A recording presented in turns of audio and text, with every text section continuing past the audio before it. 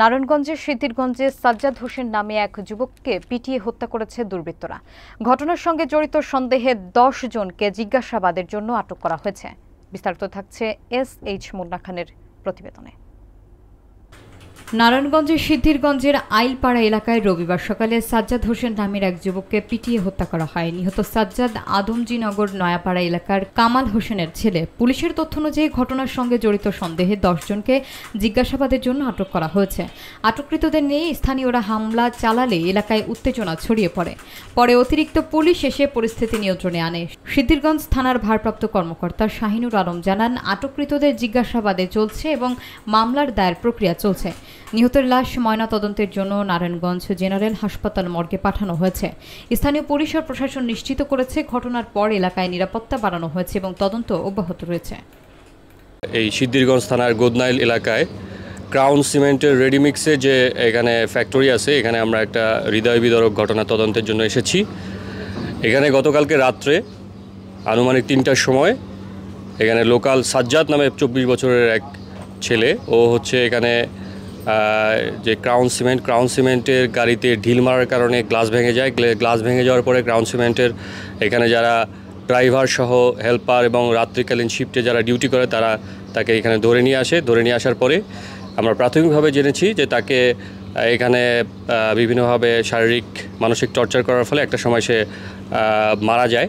মারা যাওয়ার পরে এখানে সকালবেলায় তার লাশটা হচ্ছে আমাদের নারায়ণগঞ্জের ভিক্টোরিয়া হসপিটালে এটা লাশটা যাওয়ার পরে ওটা ডক্টর অফিসিয়ালি তাকে মৃত ঘোষণা করে।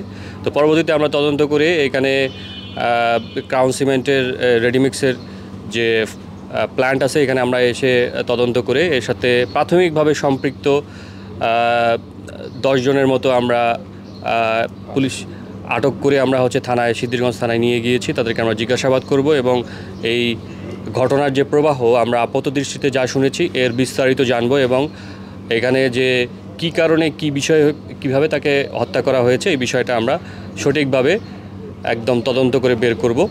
এবং এই বিষয়ে আমাদের হচ্ছে লাশ এখন ভিক্টোরিয়া হসপিটালে মর্গে আছে, ওখানে তার হচ্ছে পোস্টমর্টেম হবে এবং পোস্টমর্টেমের কাজ সম্পন্ন হলে তার ফ্যামিলি আমাদের থানায় এসে এখানে এই হত্যাকাণ্ডের ঘটনায় অভিযোগ দিবেন, এজাহার দিবেন। আমরা সেটার উপর মামলা রুজু করব এবং যত দ্রুত সম্ভব এই হৃদয় বিদারক ঘটনার আমরা হচ্ছে চার্জশিট দিয়ে যারা অপরাধী তাদেরকে আমরা বিচারের আওতায় নিয়ে আসবো। এখানে আপনারা যখন আসছিলেন আপনাদের উপর একটা হামলা চালানোর অভিযোগ আছে? না, আমরা এটাকে হামলা বলবো না। আমরা এখানে একটা যারা ভিকটিমের পরিবারের সদস্য এবং ভিকটিমের বন্ধু এবং ভিকটিম এলাকাবাসী যারা ছিল, তারা এই ধরনের একটা হৃদয় বিদারক ঘটনা ঘটার কারণে স্বাভাবিকভাবে তারা খুব উচ্ছৃঙ্খল হয়ে গিয়েছিল ইমোশনের কারণে, তাদের হচ্ছে আবেগের কারণে।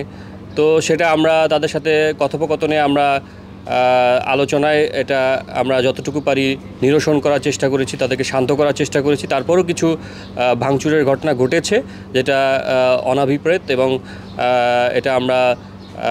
এটা প্রতিহত করার চেষ্টা করেছি এবং ক্ষয়ক্ষতি যত কমানো যায় সেটা আমরা সর্বাত্মকভাবে আমরা পুলিশ এখানে ছিলাম, আমরা এটা প্রতিহত করেছি।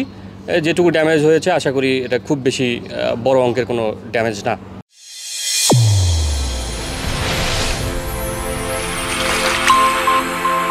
চ্যানেল A1 হৃদয়ের স্পন্দন।